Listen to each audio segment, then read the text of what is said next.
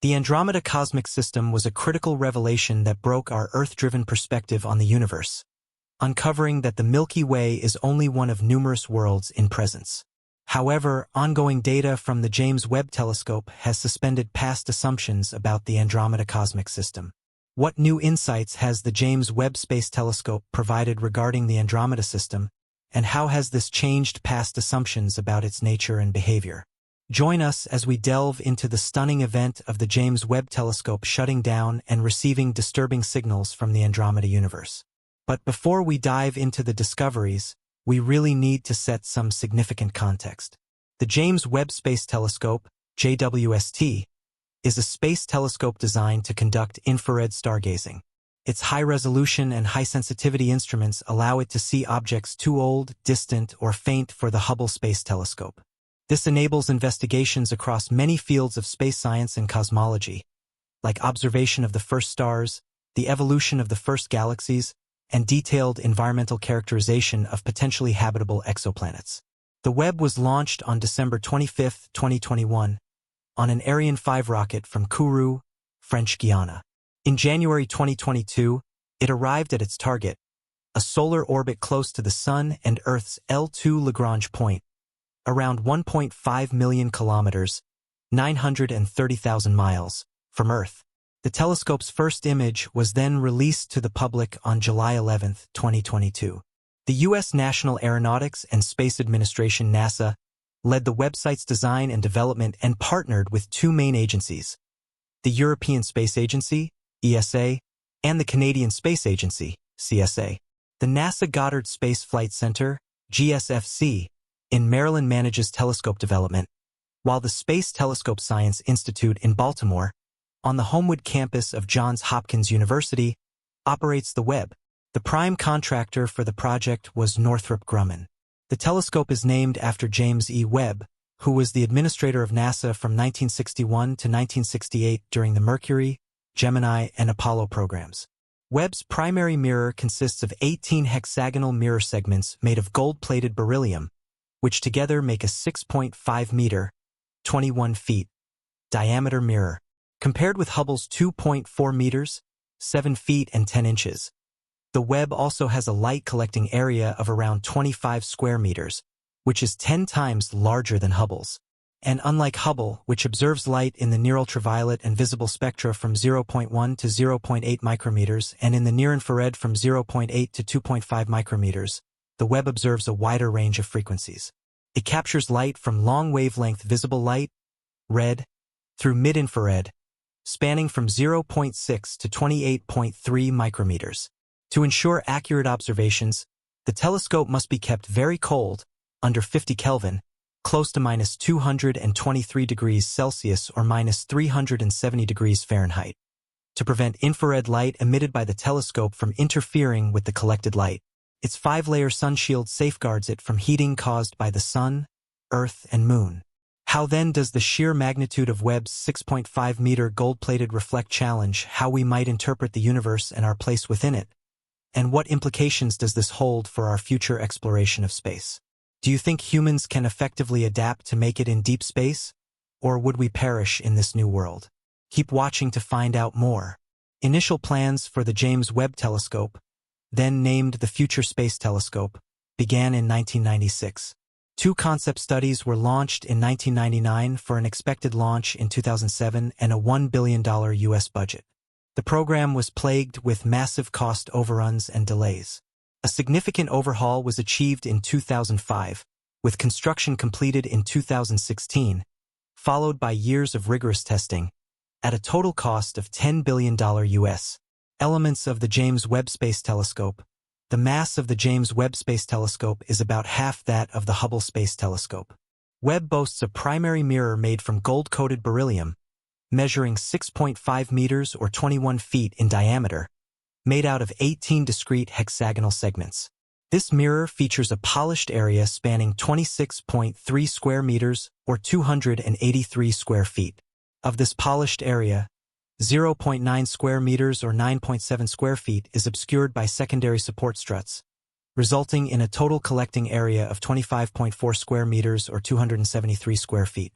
This impressive collecting area exceeds that of Hubble's 2.4 meters or 7.9 feet diameter mirror, which only offers 4.0 square meters or 43 square feet of collecting area. To enhance its infrared reflectivity, the mirror is coated with gold and then protected by a thin layer of glass for added durability. Webb is designed primarily for near-infrared astronomy, but can also see orange and red visible light as well as the mid-infrared region, depending on the instrument being used. It can detect objects up to 10 times fainter than Hubble can and objects much earlier in the history of the universe back to redshifts with Z around 20, around 180 million years after the Big Bang. For comparison, the earliest stars are believed to have formed between Z approximately 30 and Z around 20, which is 100 to 180 million years in cosmic time, and the first galaxies may have formed around redshifts with Z around 15, around 270 million years in cosmic time. However, Hubble cannot see further back than early reionization, around 400 million years of cosmic time. The design emphasizes the near to mid-infrared due to multiple factors.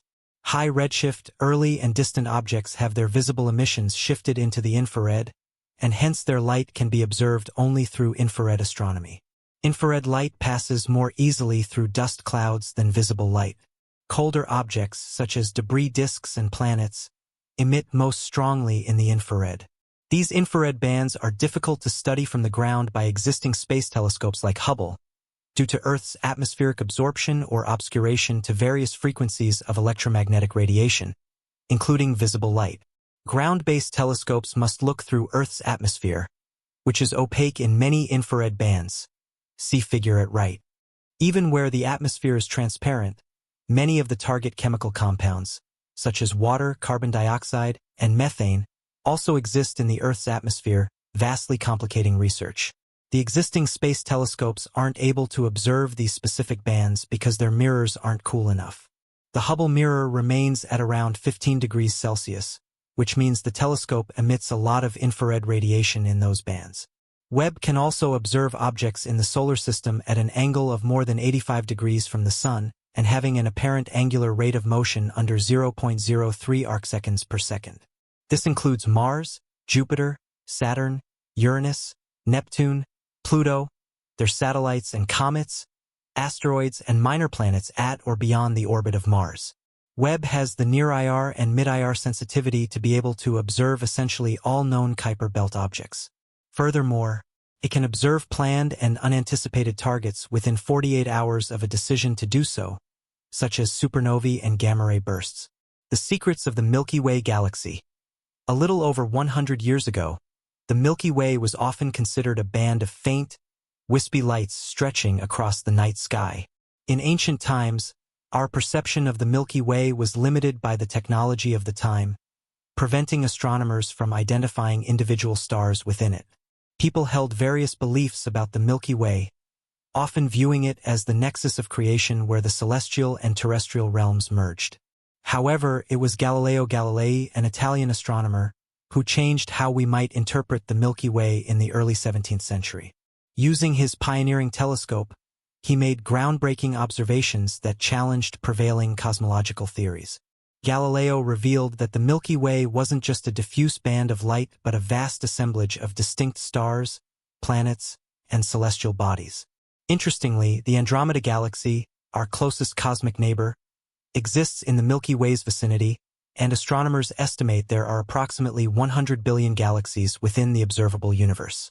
This astonishing discovery implies that the number of stars in the observable universe is indeed countable. Galileo's observations shattered the idea that the Milky Way occupied a central position in the universe, instead depicting it as a sprawling array of stars scattered throughout space. In 1750, English astronomer Thomas Wright proposed an original theory in his work titled An Original Theory or New Hypothesis of the Universe, further expanding our understanding of the universe. According to Wright's theory, the Milky Way was not a random distribution of stars in space but a completely flat layer of stars. Additionally, he also proposed that a part of this vast structure was our own local planetary system. Wright's theory marked progress in understanding the Milky Way structure, but it was hindered by the observational instruments of the time. With limited technology, astronomers viewed the Milky Way as the extent of the universe. However, by the early 18th century, astronomical advancements surged as. By the 1920s, Edwin Hubble, using the 100-inch Hooker telescope, achieved a groundbreaking breakthrough at Mount Wilson Observatory. His observations of distant nebulae revealed they weren't part of the Milky Way but distinct galaxies, each housing billions of stars. This discovery revolutionized how we might interpret the universe. Galactic discoveries of the Andromeda Galaxy. One of the closest of these galaxies was the Andromeda Galaxy, also known as M31. In the 10th century, Persian astronomer Abd al-Rahman al-Sufi described it as a small cloud in star charts, calling it the Little Cloud. Despite lacking telescopic instruments, al-Sufi identified Andromeda with his sharp visual acuity. It was only after 1612 that Simon Marius provided a more detailed description based on telescopic observations, laying the groundwork for future investigations of this vast cosmic structure. Later, in 1764, the renowned French astronomer Charles Messier listed the Andromeda Galaxy as M31 in his famous Messier catalogue, erroneously attributing its discovery to Simon Marius, unaware of al-Sufi's earlier work. However, that doesn't mean he didn't have a significant hand in putting it on the map. For almost 100 years after this, astronomers worldwide were trying to learn more and more about this mysterious system, each contributing to the last one's findings. A significant leap in understanding the nature of the Andromeda Galaxy occurred in 1864, when the English astronomer William Huggins made a groundbreaking observation. He focused on the spectrum of Andromeda and observed that it was different from that of a typical gaseous cloud, paving the way for the world to truly get to know Andromeda for what it truly is. The Andromeda Galaxy, a titanic cosmic structure that resides relatively close to us in the vast expanse of space, has captured the wonder and curiosity of astronomers for centuries. Being somewhere between 1 and 2 trillion times the mass of our Sun, its estimated mass highlights its immense scale and significance in the cosmic landscape. Through decades of research and observation, scientists have gathered intriguing insights into the origins and evolution of this ancient cosmic entity. Believed to be around 10 billion years old, its age indicates a rich and complex history of formation and development. One prevailing theory suggests that Andromeda arose from the merging of several smaller protoworlds over billions of years. This progressive course of cosmic growth, driven by the tenacious force of gravity, has shaped the celestial structure that we observe today. Recent research has challenged long-held beliefs about the size difference between Andromeda and the Milky Way galaxies. While Andromeda's immensity has been a focal point, new findings have prompted scientists to reconsider its mass compared to our own galaxy. Despite these revisions, Andromeda's vast size, with a diameter of around 220,000 light-years, remains widely accepted among astronomers. This newfound perspective highlights the complexities inherent in measuring the mass of galaxies accurately. Galaxies are complex systems composed of stars, gas, dust, and dark matter, whose distribution and movements influence their overall mass. Precisely determining these values requires advanced observational techniques and rigorous analysis, an achievement made possible only with modern instruments and technology. Depths of the active galactic core. Although by far one of the most captivating features of the Andromeda Galaxy is its active galactic core, AGN. The active galactic core, popularly known as AGN, is a highly energetic region at the center of a galaxy. It is characterized by intense emissions across various wavelengths, from radio waves to X-rays. AGNs are powered by the presence of a supermassive black hole at the core of the galaxy. These supermassive black holes are extremely dense regions in space where a massive amount of mass is concentrated within a tiny volume. When astronomers observe the active galactic core using advanced telescopes like the Hubble Space Telescope, they observe a very interesting peculiarity. The AGN seems to have 2 points of focus, meaning there are 2 distinct regions where light and other forms of radiation are emanating more strongly than in the surrounding areas. The brighter concentration is the second point of focus, which is just slightly off the true cosmic center. Within this area lies the supermassive black hole.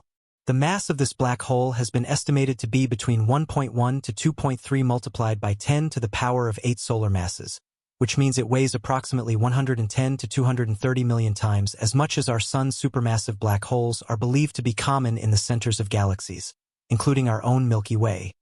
Thus, They play a crucial role in the evolution and dynamics of galaxies.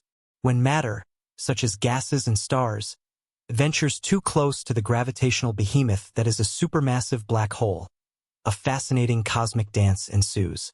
This interaction sets off the formation of an accretion disk, a swirling maelstrom of material orbiting the black hole. As this disk spirals inward, drawn inexorably by the black hole's immense gravity, it undergoes a transformation of cosmic proportions. The intense gravitational forces at play cause the materials within the disk to heat up to staggering temperatures and produce an outpouring of radiation across the electromagnetic spectrum. One of the most captivating phenomena resulting from this cosmic ballet can be seen in the core of galaxies hosting active galactic cores. Take, for example, the Andromeda galaxy, a cosmic neighbor to our own Milky Way. Here, astronomers have trained their instruments upon the AGN nestled within, exploring its every nuance with meticulous accuracy. Amidst the vast array of stars and cosmic dust, they discern a curious peculiarity, a bright point of focus near the central supermassive black hole. What leads to this brilliant spectacle is entirely remarkable. At the heart of the Andromeda galaxy lies a gravitational monster, a supermassive black hole whose titanic mass exerts a formidable pull on everything in its vicinity. As stars orbit around this gravitational titan, they follow curved paths reminiscent of the planets orbiting our own Sunday. However, unlike the orderly parade of planets in our solar system, the dance of stars around a supermassive black hole is a tumultuous and unpredictable affair. Each celestial encounter with the black hole is fraught with danger and possibility. Some stars are fortunate enough to skirt the event horizon, their trajectories altered but sound. Others, however, venture too close and are swallowed down by the voracious maw of the black hole, their constituent matter adding to the growing mass of the accretion disk. It is within this swirling cauldron of cosmic debris that the Andromeda galaxy's AGN finds its wellspring of radiance. At one point in their curved orbits, stars come closest to the black hole, and this point is known as the perihelion. At the perihelion, the gravitational forces are at their strongest they can ever be, causing the stars to move at their highest speeds. This is when the stars bunch up and become more concentrated in space around the black hole. As they bunch up, the stars release energy in the form of radiation, including visible light and other types of electromagnetic radiation. The increased concentration of stars and the release of radiation create the brighter point of focus that astronomers observe in the cosmic center of Andromeda's AGN. This distinct feature provides valuable insights into the gravitational dynamics and interaction between the supermassive black hole and the surrounding stars. The Andromeda galaxy also has another truly fascinating feature: an abundance of globular clusters. These globular clusters are tight groupings of stars that orbit around the center of the galaxy, akin to satellites.